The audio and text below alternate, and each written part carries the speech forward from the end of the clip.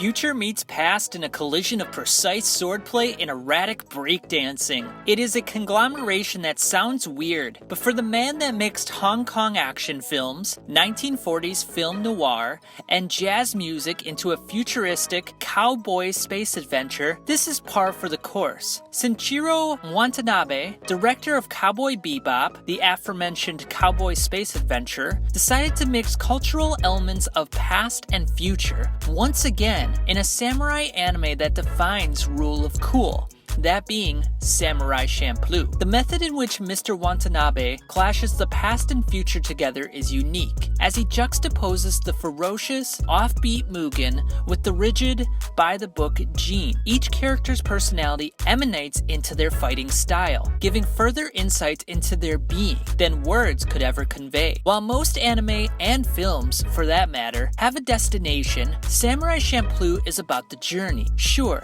the plot is held together via the search for the samurai that smells of sunflowers. Interesting fact, they have no smell, which supports my next statement. But this is merely pretext for Mr. Watanabe to display his full arsenal of talent by taking historical events and flipping them on their head, all the while sprinkling in fluid samurai fights that are sparse on exposition and heavy on blood splattering. Shonen anime could certainly learn a thing or two. Because Samurai Champloo is absent of an end goal, it was paramount for its characters, Mugen, Jin, and Fu, to be more than a mere vehicle to reach the proverbial end goal, and be the story itself. A story about the human experience and the futility of life. Mugen represents the future, as his baggy clothes, employment of free-flowing dance moves, curt demeanor, passion for graffiti, infatuation with sex, and willingness to get drunk or stoned are reminiscent of a 90s or early 2000s rapper. As such, his movements seem random, but his flow is crisp. Whether it's to repel an attack with his geta, Japanese wooden shoes fitted with metal strips in Mugen's case, or slice his opponent to pieces,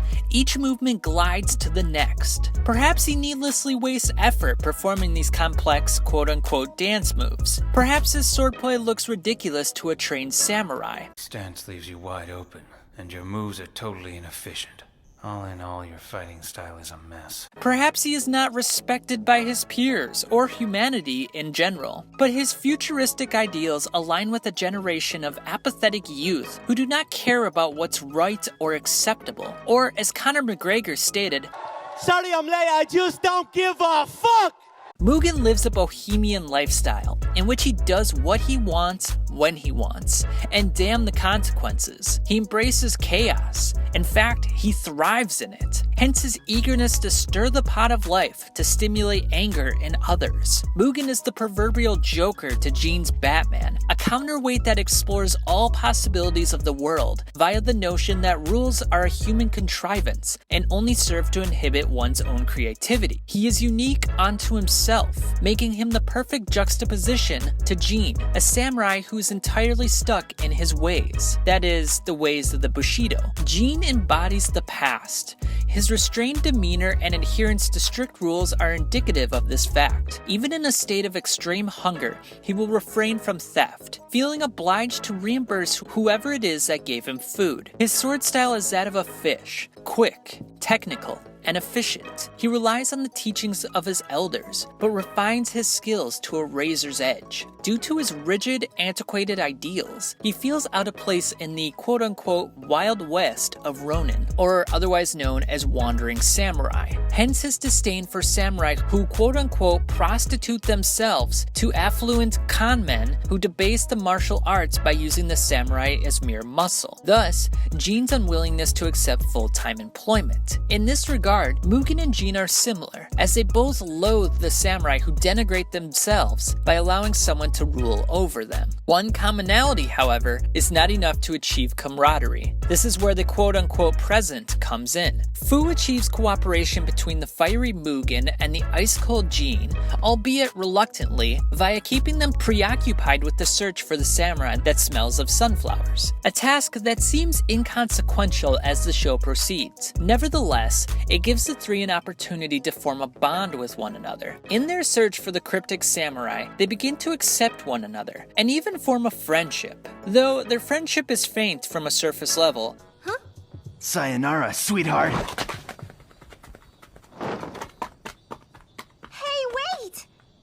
Numerous times throughout the series, Mugen and/or Jean will rescue Fu from a hazardous situation without a second thought. A far cry from the first episode when Mugen needed to be bribed with dumplings in order to aid Fu. That, in my opinion, is what Samurai Champloo is all about. A character study on the bending, but not breaking, human personality. We can sort of alter different aspects about ourselves through the influence of others. Yet, in the end, we are who we are. Mugen, while developing a companionship with Jean and Fu, and possibly a love interest with the latter,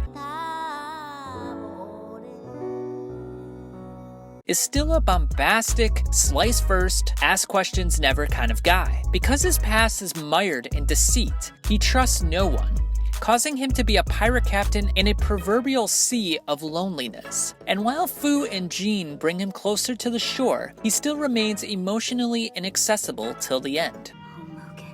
Beat it. Go on.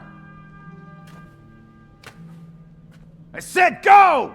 Jean remains a calm, level-headed spirit, even though he risked his life numerous times for his companions. Even when he seems to be developing a relationship with Shino, he pushes her away. Jean.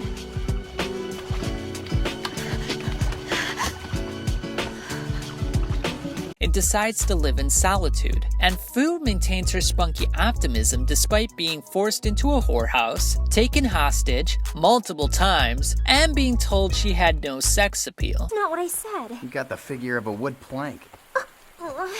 I do not. In terms of the conclusion, Western audiences may be taken aback by the absence of a happy ending. But life rarely ends with a neat little bow. The ending is also a commentary on the individuality of existence. We bond with people for transient moments in time, and then it ends, and we move on, forging a path toward new relationships and acquaintances. Even when we commit to a family, we have the unfortunate circumstance of saying goodbye in death. Or, as Orson Welles claimed, we're born alone, we live alone, and we die alone. Only through our love and friendship can we create the illusion for the moment that we are not alone. Samurai Champloo embraces this notion and doesn't steer away from its unsightly appearance to appease the audience. It certainly isn't easy to swallow, but nothing worthwhile ever is.